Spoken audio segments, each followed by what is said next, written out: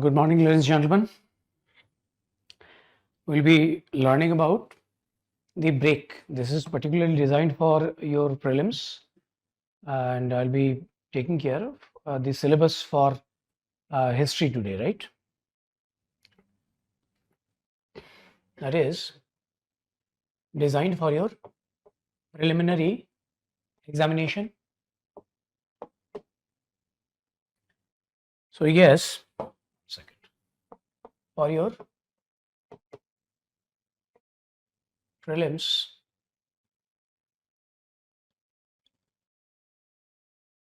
one second.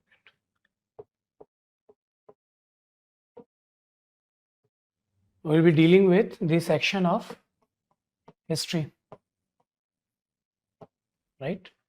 So you must be aware in your preliminary examination there is the general studies paper, paper 1, and the CSAT paper. And the CSAT paper, right? For history, if you look at the notification, right? It suggests, according to the syllabus, it suggests history of India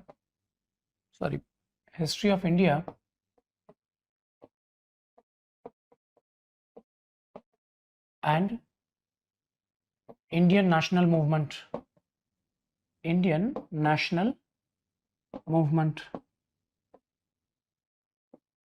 Right?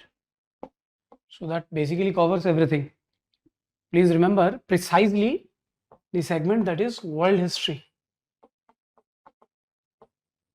is not a part of your prelim syllabus, but technically speaking, they have the liberty to ask anything and everything.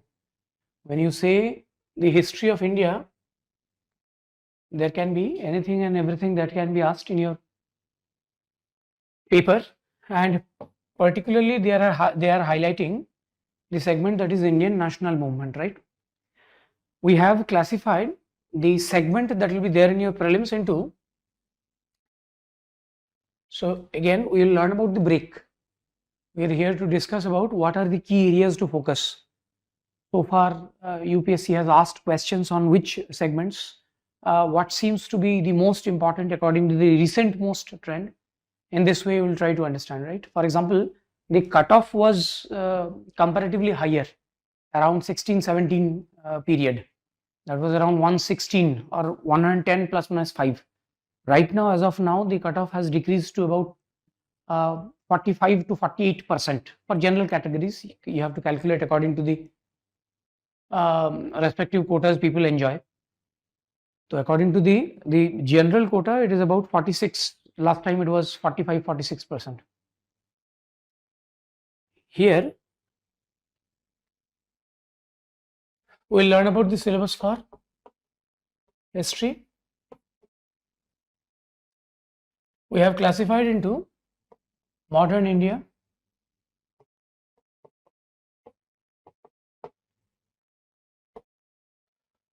ancient, medieval, art and culture, right? This is the break for your syllabus. Today we will be dealing with the segment of modern India. I will be giving you the details about the different chapters, what are the topics within these chapters, how to prepare them, what are the possible traps, and so on, right? So today we'll be learning about this break of modern India, right? Please understand, according to UPSC, the questions for modern India, they were fairly high. Again, they were highest questions asked in 2018. There were about 14 questions. And subsequently, in the recent most period, that is 2022, they asked the lowest question, about 4, right? So in this way, it does not matter that tomorrow or in this year's prelims, you will be expecting that there will be, we cannot predict that there will be 10 questions or 15 questions, something like that. So it seems that often is the case that UPSC tries to give a shock, whatever is the norm, tries to break away from it, thereby modern India is the most important and one of the most crucial topics, and UPSC has asked question on the less in number. It is highly likely that they can also focus a number of questions in this year or beyond, right? For modern India, please understand, if I talk about the time period,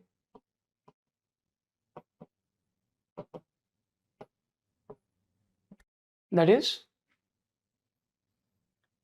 mid 19th century, mid 18th century, that is 1750s till about independence, that is 1947. Technically, this is the textbook time period of modern India.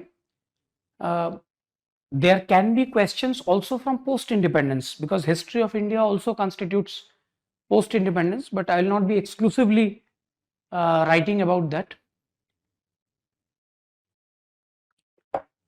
For post-independence India, the more closer you get towards the present, it will be covered in the rest of the topics, be it security, be it international relations, be it disaster management, be it environment protection, and so on.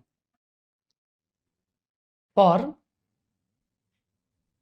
the modern India, there can be the subsection within the phase of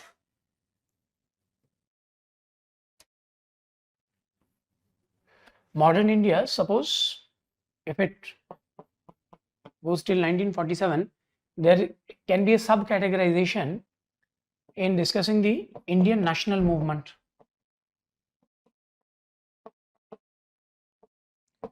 Indian national movement.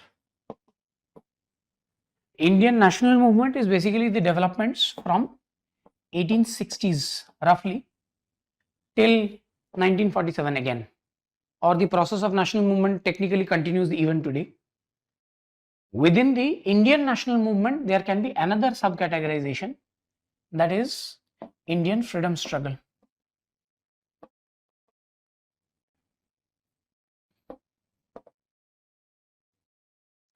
That is technically 1920s onwards till 1947.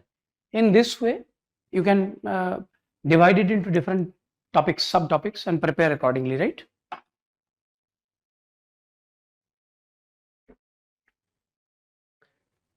Right. And also, while you will be writing, most of you will be serious candidates, will be starting to prepare probably as soon as possible.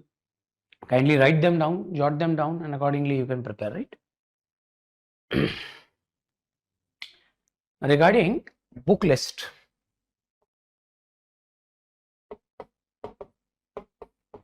right? I sincerely recommend reading the new NCERTs, right?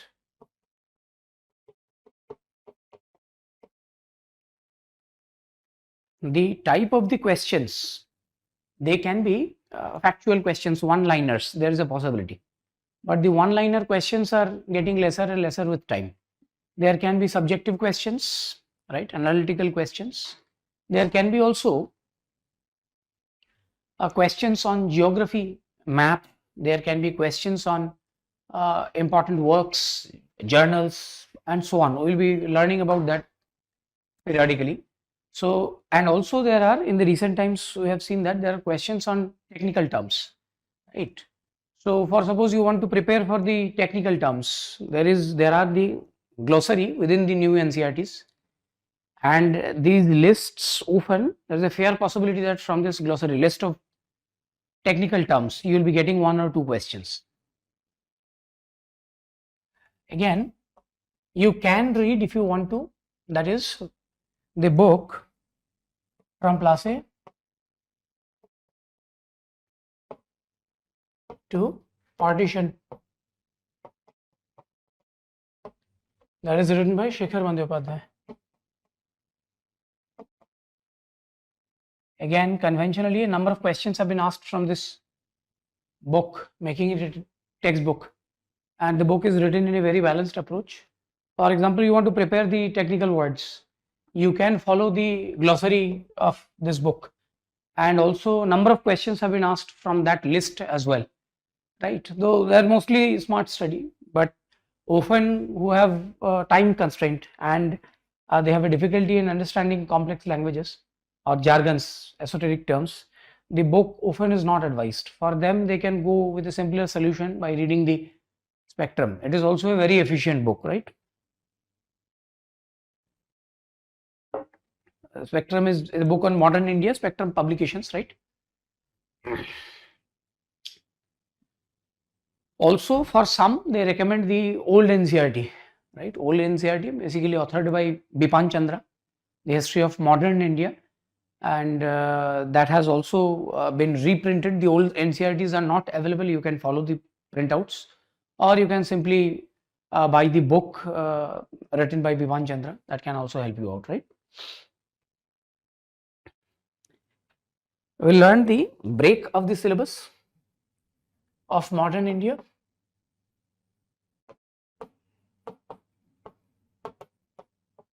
Kindly write these topics according to your convenience. First is regarding the 18th century,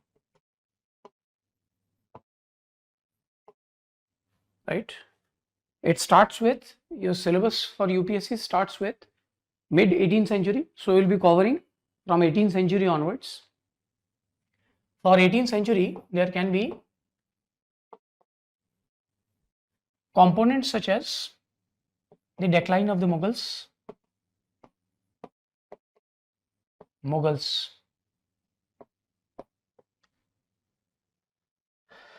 Basically, the process of decline of the Mughals started by the death of Aurangzeb in 1707 and reached the climax, that means the complete abrupt end, that will be in 1857, the end of the tenure of Bahadur Shah Zafar.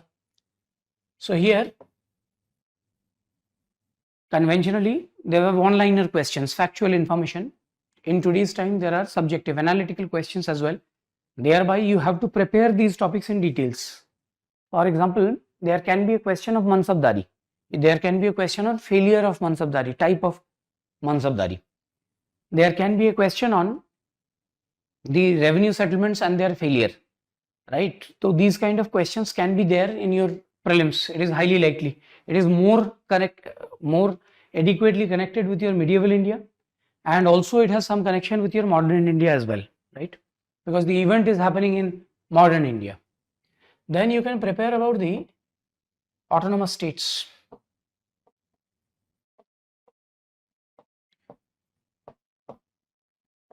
Autonomous states. For autonomous states, kindly prepare about Bengal, Hyderabad, and Awadh, right? And alongside autonomous states, there is the list of independent states.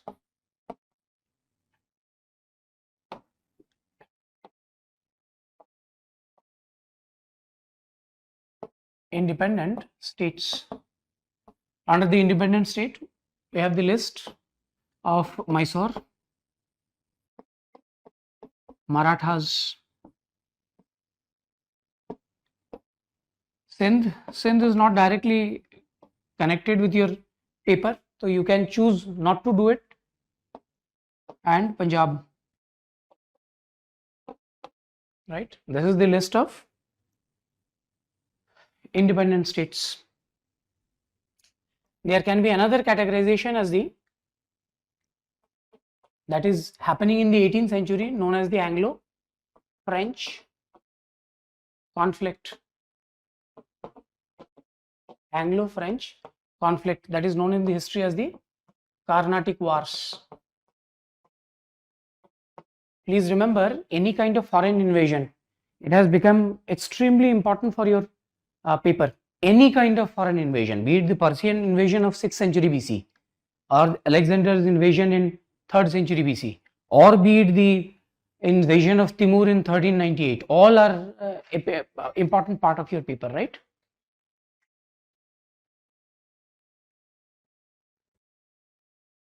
So that is about the Anglo-French conflict, known in the history as the Carnatic War. Let us understand what to learn about these dynastic politics, right? Here, for the areas of attention, or focus. That can be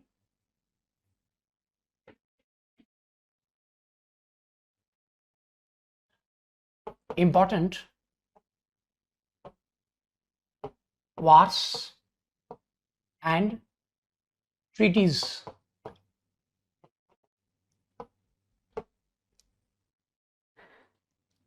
You need to have a clear understanding regarding the important wars and the treaties. For example, regarding the chapter of Bengal, you need to understand about the battles like Battle of Plassey. You need to understand about the Battle of Buxar. Now here becomes interesting. There is a battle called Battle of Bedara in 1859. So that is a part of European war that you need to have a clear understanding about, right? So here focus on important wars and treaties. For example, for Marathas, there are the first, second and the third Anglo-Maratha war. For Mysore, there is the first, second, third and fourth Anglo-Mysore war. You need to understand about the Treaty of Srirangapattanam. Treaty of Srirangapattanam happens after the third Anglo-Mysore war. In this way, UPSC can ask about these sequences. There should be a chronological understanding and a precise understanding about the geographical location. Always focus on, pay attention towards space and time.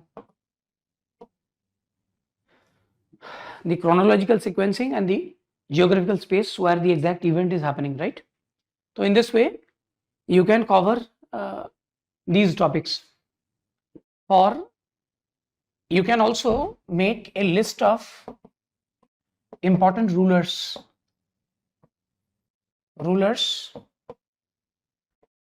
and their achievements.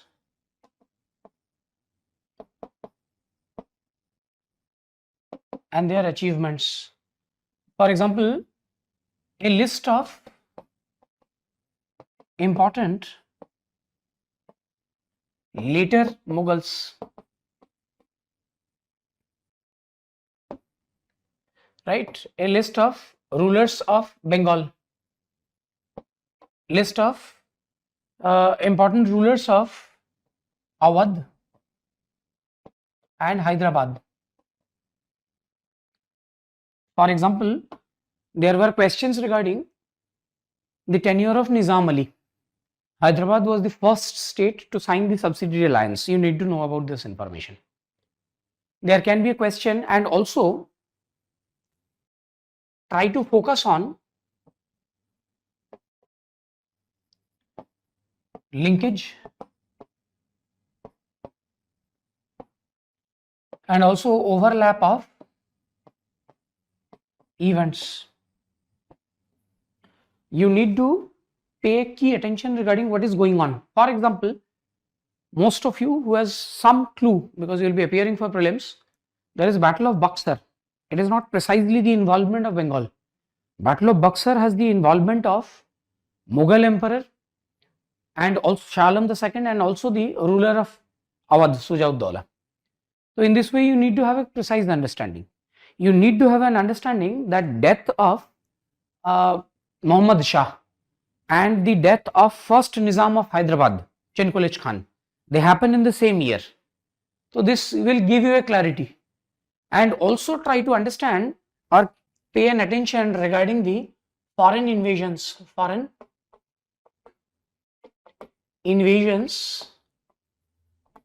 during this period.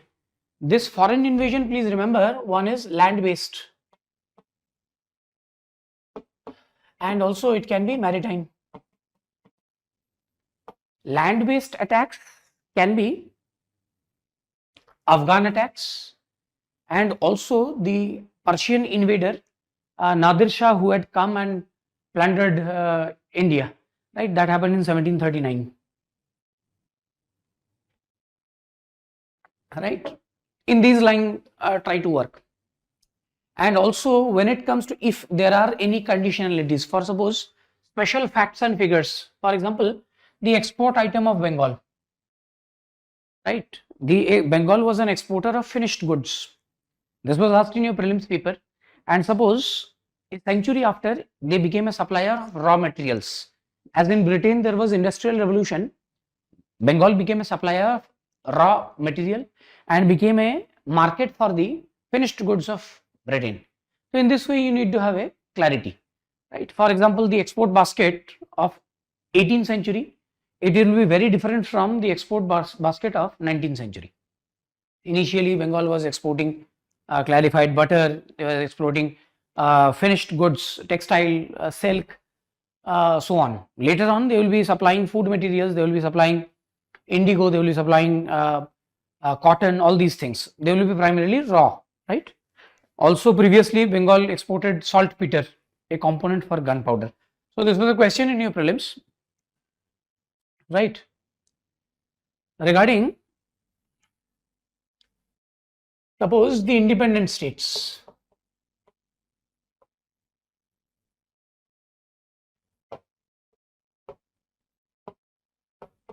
There is a list of Punjab, sorry, there is a list of Mysore,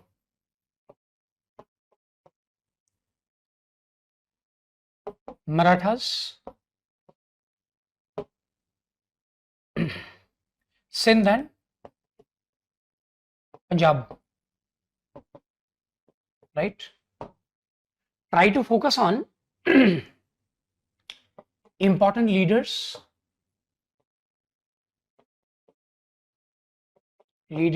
and their achievements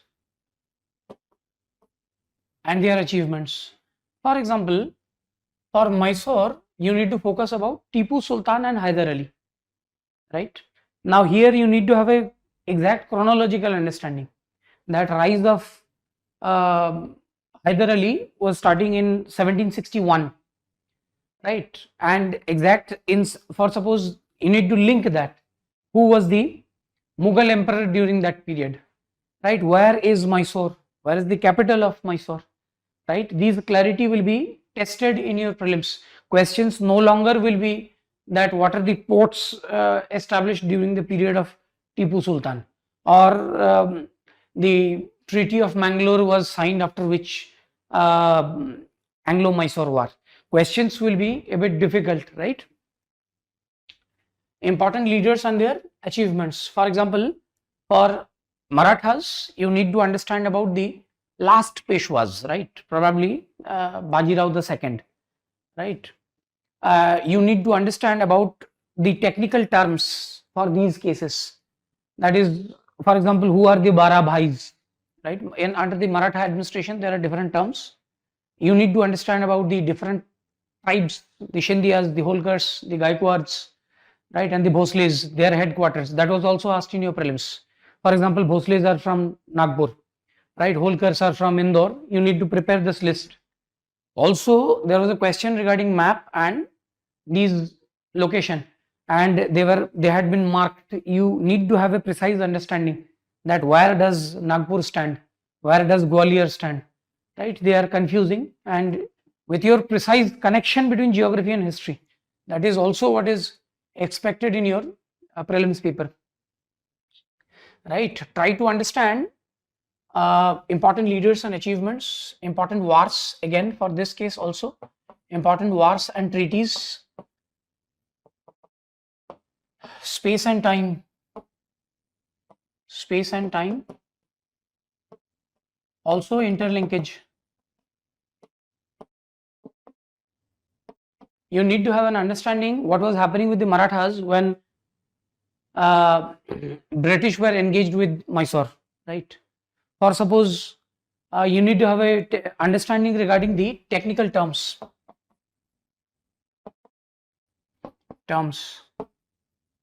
or keywords. These words can be of economic in nature, they can be of social in nature, or it can be of politico-administrative. It can be politico-administrative. For suppose I ask the question, Pindari, what does it mean? Pindari was associated with Pindaris were hired militia. They accompanied the standing army for the Marathas. They looted and plundered and gave a share as tax. So Pindaris were the reason for the last and the final battle. The third Anglo-Maratha war that was fought between 1817 and 19. So you need to have a precise understanding regarding the term Pindari, right? I can ask about the association with Sufis or Bhakti traditions. For example, Marathas were associated with the Maratha Bhakti tradition. Shivaji was associated with Tukaram, a number of leaders. Punjab was associated with Sikhism, that means Guru Nanak and the successive 10 gurus, right? There can be questions on these lines. There can be questions on missiles, the Sikh missiles. For example, there can be a question, Ranjit Singh belonged to the Sukar Chakia missile, right? How they consolidated about the first and the second Anglo-Sikh war and so on. And there can be a question on important ports, if any, of course, important ports, capital, locations. This is again a very hot topic. You need to have a clarity that Salsette and Basin was conventionally owned by the Portuguese, and in 1739 the Marathas took over the control over these locations. So here Salsette and Basin, they are important ports. They are in the western coast of the coast of nearby to Bombay. So you need to have this precise understanding. You need to have an understanding about ports of Mysore state, right? You need to have an understanding about the port of Mahe. Port of Mahe was not a part of the Mysorean state, but Mahe was an important port in the Malabar coast that was used by Mysore to import arms and ammunitions from the French. So these are something that is required while you prepare the independent states, right? You need to understand that the first Anglo-Maratha war coincided with the second Anglo-Mysore war.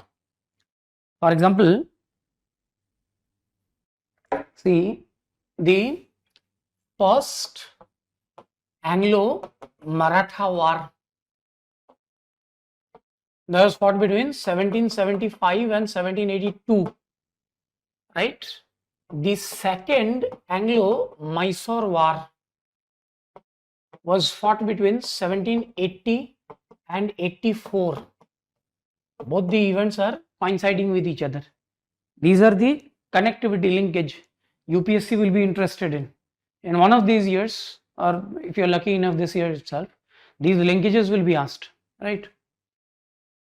That is about your autonomous and the independent states, right?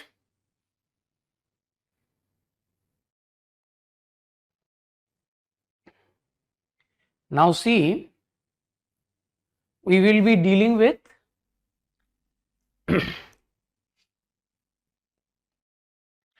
the Anglo-French conflict.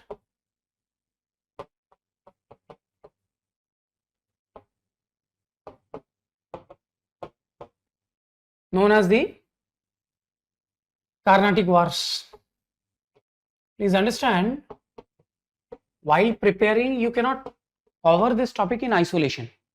This is a subtopic basically happening in modern India, but its precedence, its foundation was established in medieval India, right? In medieval India, in about the end of 15th century, that is 1498, the Portuguese under Vasco da Gama, they came to the country. That means that there is the advent of Europeans. This is a chapter. So I will be basically discussing about the advent of Europeans. There as a subtopic, we will be looking into the Anglo-French conflict. So here you finish technically the 18th century, but we will add that topic here itself, which can definitely be a question of your prelims. Please understand, this political history will not be a part of your main syllabus. Here the topic is advent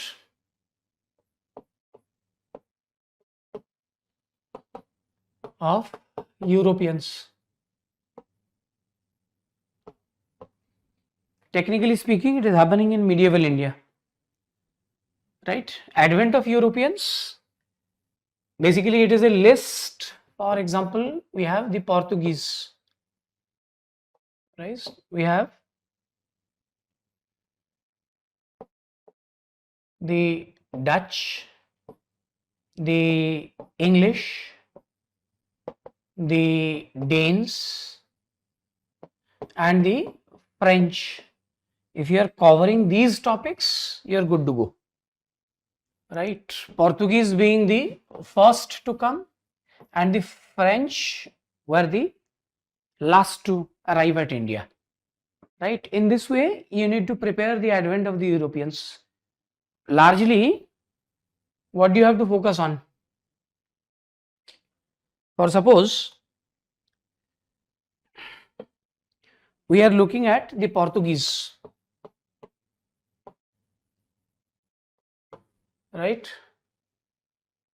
In general, you have to discuss about the or learn about the causes or the platform behind the advent of Europeans, A general outlook, you need to carry that. They can be a part of your prelims paper. Again, try to focus on the linkages. You need to understand 1498.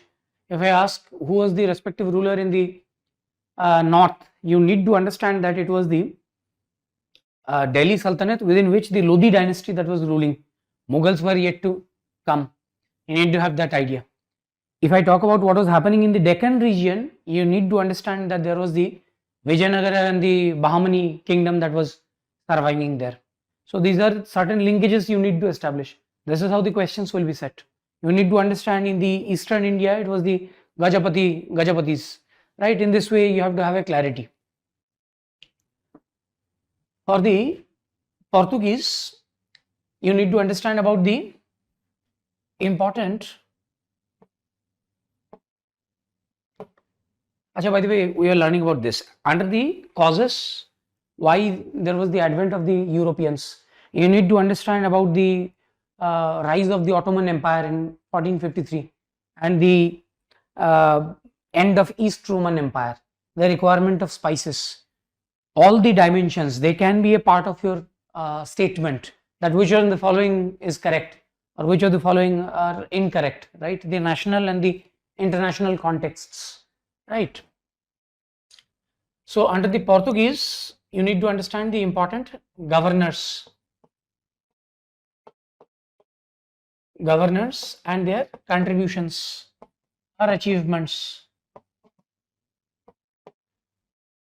Right. Important governors can be, for example, Vasco da Gama was the first one to arrive. Then there was the Almeida, then Albuquerque, then Nino da Canha. So a list of governors and their contributions. For example, when was Goa captured? Goa was captured in 1510, right?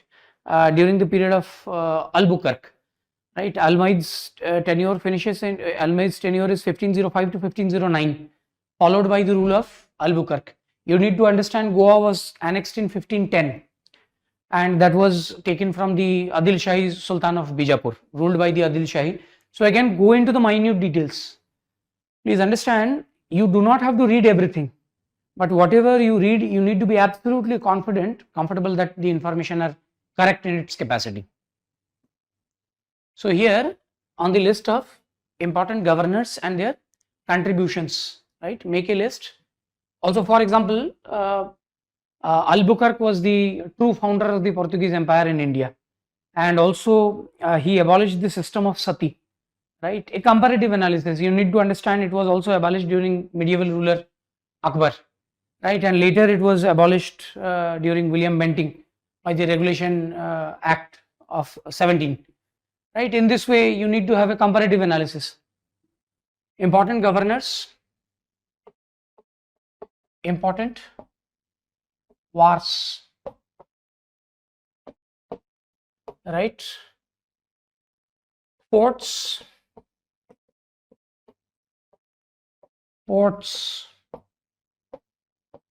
and cities,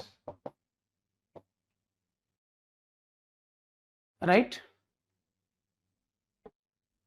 The ones they have, for example, certain important observations. Goa was the earliest to be colonized and the last one, or the Portuguese were the first one to come and last one to leave, right? Goa remained the colony for the longest period. You need to have a clarity on that, these kind of facts and figures, right?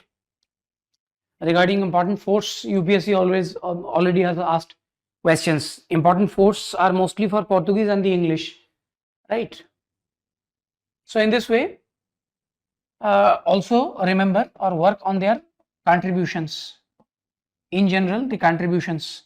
For example, there can be questions that the Portuguese introduced the press for the first time in 1556, something like that, right? Again, if you hear the word 1556, you need to understand that is the period of Second Battle of Panipat, right? That is about the Portuguese, right? Also focus on headquarters.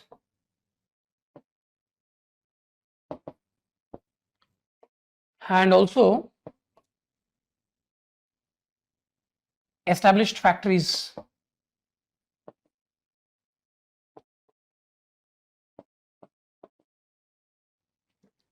And for Portuguese, why Portuguese needs special attention is that Portuguese were the first one to come, and also the causes behind decline.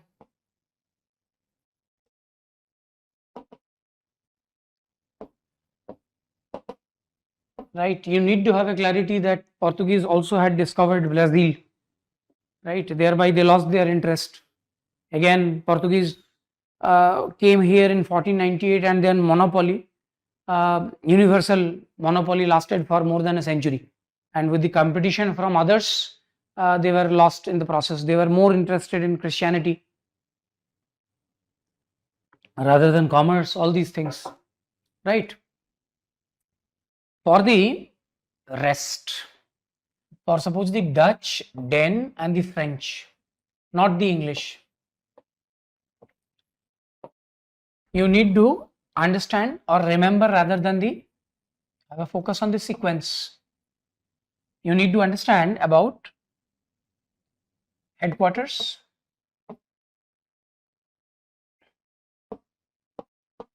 and also factories. That is true also for the English and the Portuguese, but majorly an important battle if any. You can also, if you want to add that, add another point that can be the causes why they wrapped up their business in India and left, right? In this way, you try to cover the advent of the Europeans. For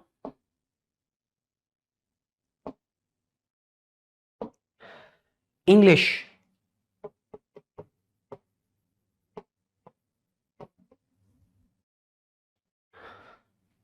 right, you need to understand about the important events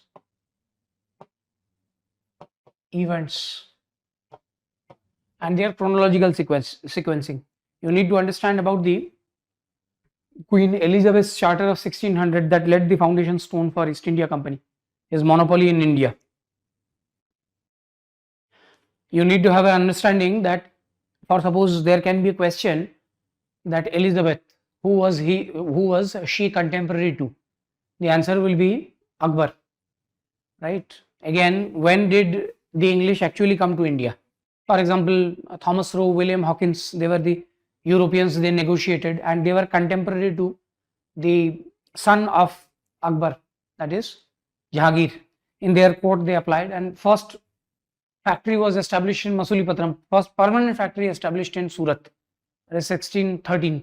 So you need to have this sequencing. You need to understand about suppose 1717, that is the Farukshire Farman, known as the Magna Carta of English trade in India, right? They got minting privileges in Bombay, and in lieu of fixed annual allowance, they got the access to have duty-free trade in Bengal, right? That is known as the Dastaka trading pass kind of a thing.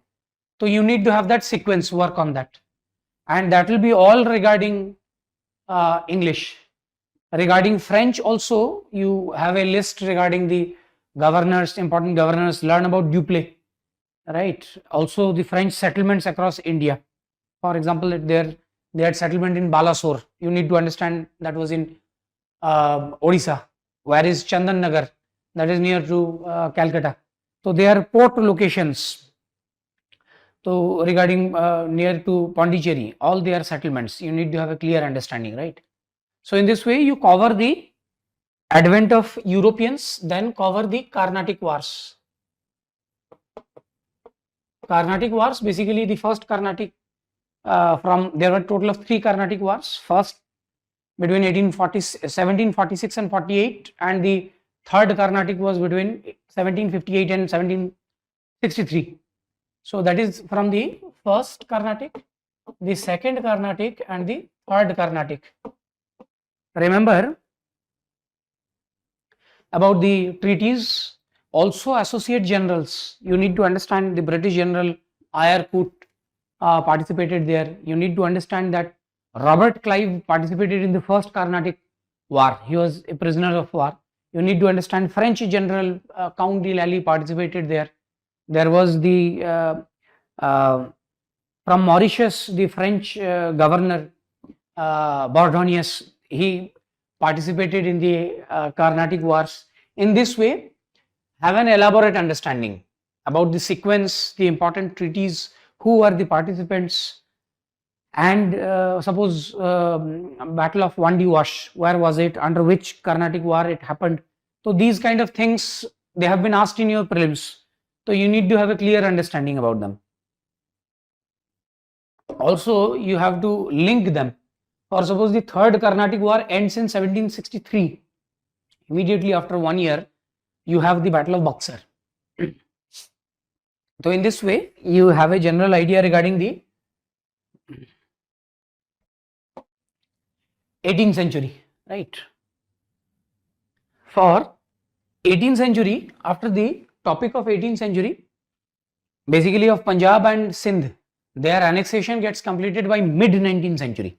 The last Anglo-Sikh War, that means the second Anglo-Sikh War, that finishes in 1849, and annexation of Sindh happens in 1843, right? So in this way, you need to understand who was the Governor General during annexation of Sindh, right? These kind of clarity that is required.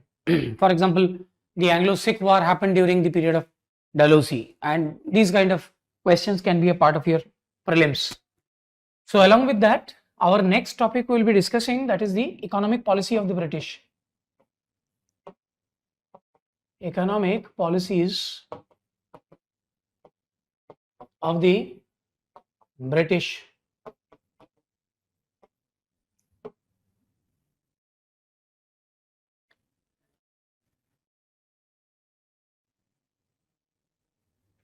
For the economic policies of the British, you can work on the land revenue policies,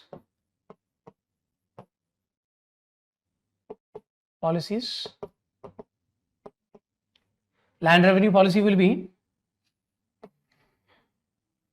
a brief understanding. For example, the Malguzari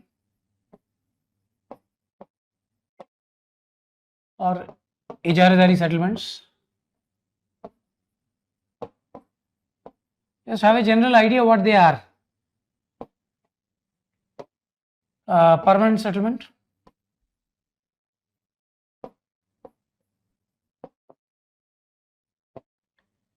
Rayatwari, and Mahalwari settlement. Malguzari permanent, Rayatwari and Mahalwari. Under the other segments, we will discuss all these points briefly. What you have to do, you can learn about the drain of wealth.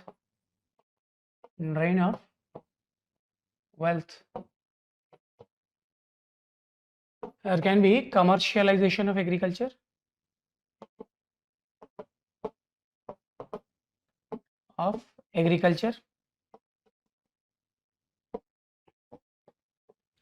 There can be decline of handicrafts, decline of Indian handicrafts. There can be famine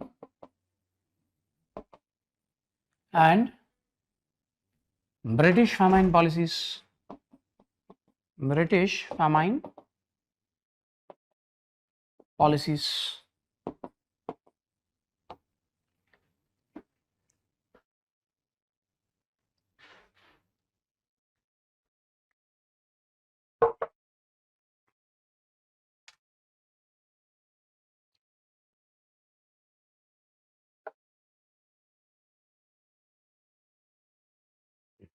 You can also pause them and write them down.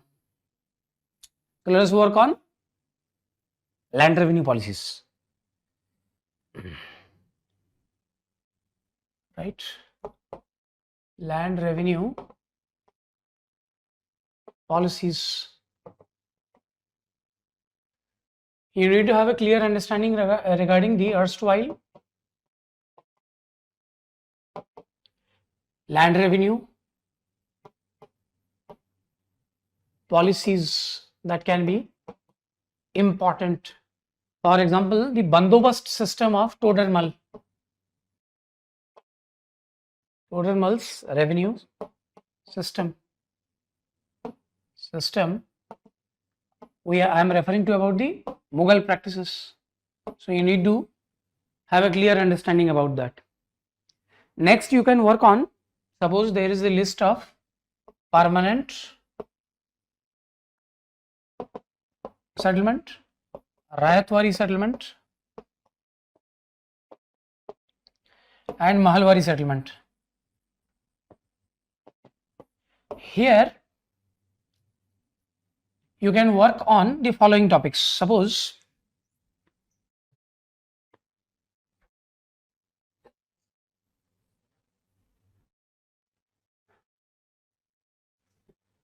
you want to work on these topics, learn about the geographical location,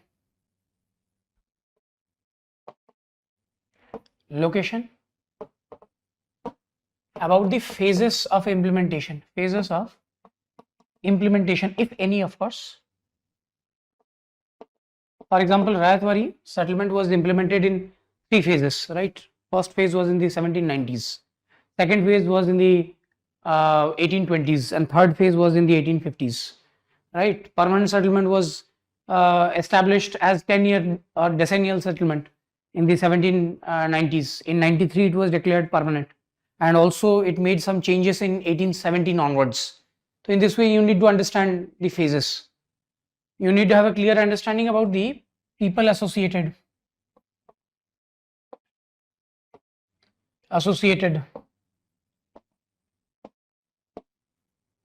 Right, you need to understand for permanent settlement it was Cornwallis associated, and also Wellesley was also associated with permanent settlement. Wellesley was associated for introducing Haptam law, right? For Rayatwari you need to understand Thomas Munro was associated with it. For Mahalwari, Benting was also associated, Holt Mackenzie, James Thompson, all these people. So you need to have a clear understanding about the people associated with these settlements, right?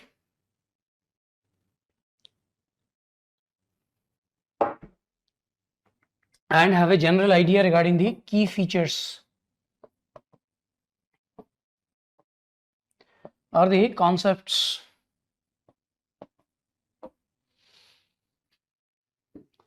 and associated technical terms.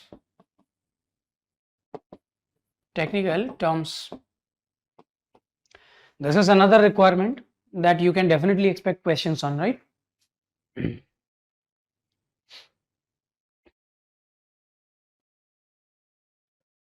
Let us move on to the next segment. For suppose drain of wealth.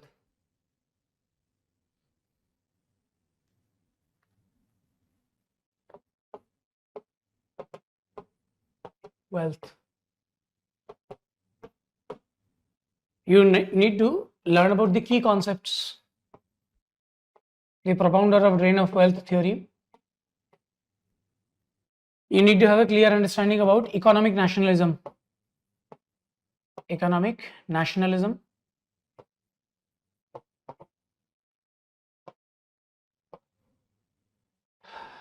and also about the important critiques. This was a question in your prelims. Associated book, journal as newspaper. For example, you need to understand about the book of regarding drain of wealth. That is the idea of drain of wealth given by Dadabhai Nauroji. You need to understand about the other books associated with it as well. For example, Economic History of India, volume 1 and 2. They were associated with R.C. Dutt and M.G. Ranade. You need to have a clarity regarding Poverty and Un-British Rule of India, the book written by Dadabhai Nauroji. When the book was published, written and published. So these kind of understanding, again UPSC has reached a saturation point. Until and unless you are vocal, you are inquisitive by yourself, you will not be able to answer these questions. If you know about, suppose one economic nationalist, G. Subramaniam Iyer, that was asked in your prelims, he is associated with the newspapers The Hindu and Swadesh Mitran. You need to understand that, you need to find out about the Hindu and when was it published, a general idea, and still it is being published. Swadesh Mitran, it is no longer being published.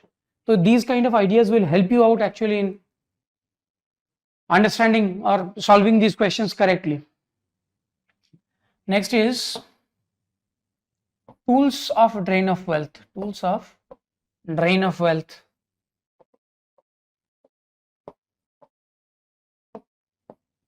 Basically, there are three tools. One is home charges. Here you need to understand about or remember about the components of home charges.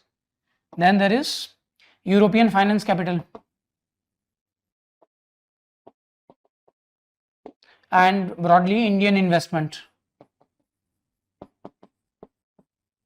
Right, that means purchase of Indian goods using Indian money, not British bullion. So generally there was a question regarding the components of home charges. Right, what about finance capital, the ideas of railway, telegraph and postal system. Right, so these are the topics you can prepare regarding your prelims, right. Let us have a look regarding the next topic regarding commercialization of agriculture, right. Again, a basic idea, conceptual questions can be asked. Commercialization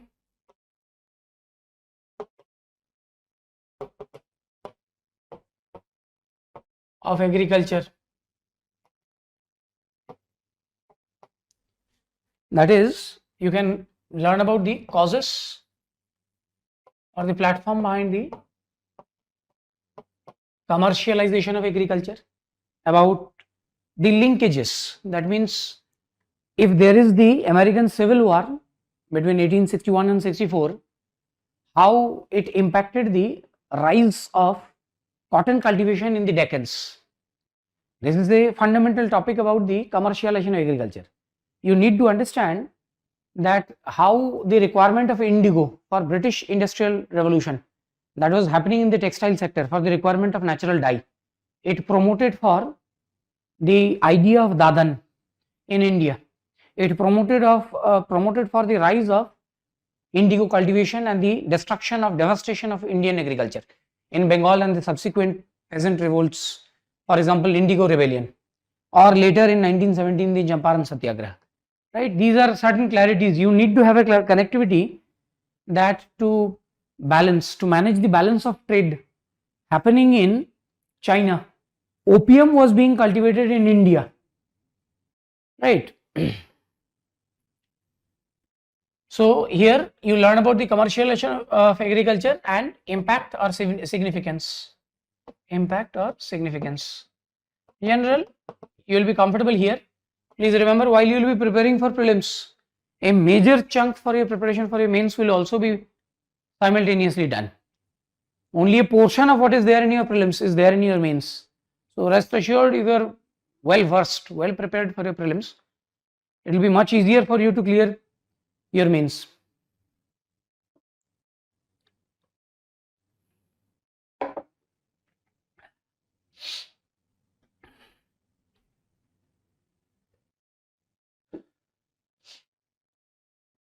Commercialization of agriculture, then famine and British famine policies.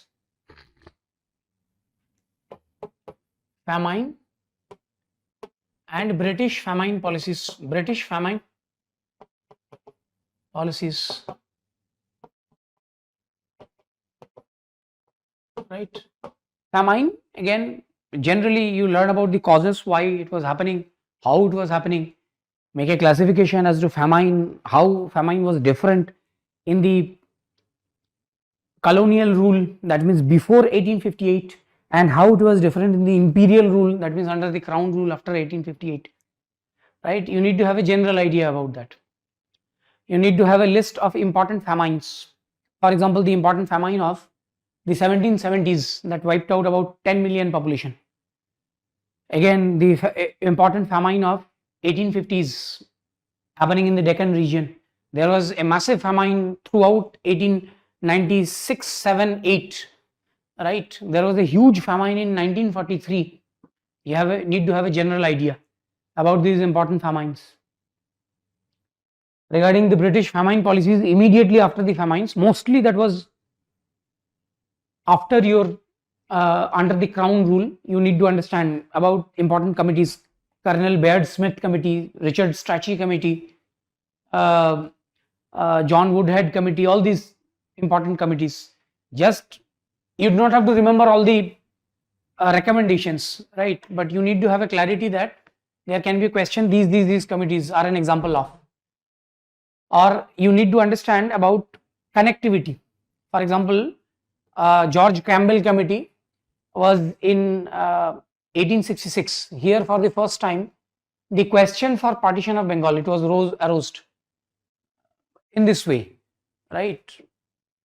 So these are certain clarity, connectivity linkages that you have to establish regarding that chapter, and you're good to go, right?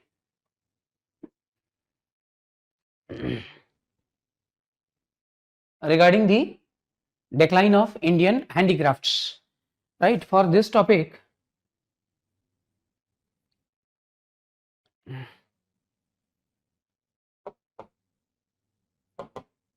decline of Indian handicrafts, right? In general, you need to have a general understanding about the, again, causes behind the decline of Indian handicrafts, the concepts of what is de-urbanization, what is de-industrialization, what is ruralization of Indian economy. You need to have a clarity on how decline of handicrafts happened in India, the traditional examples of handicrafts in India. Suppose there can be a question, what is calico tax? Calico tax was a tax, it was a kind of a tariff duty imposed by the European, British, to stop the import of Indian cotton goods. Indian cotton goods were banned in the European markets, right? How the muslin, the standard silk, a very important handicraft industry of India, that was lost forever. So these kind of questions, again, there can be analytical questions, there can be factual questions, right? This is the topic for your decline of Indian handicrafts, right?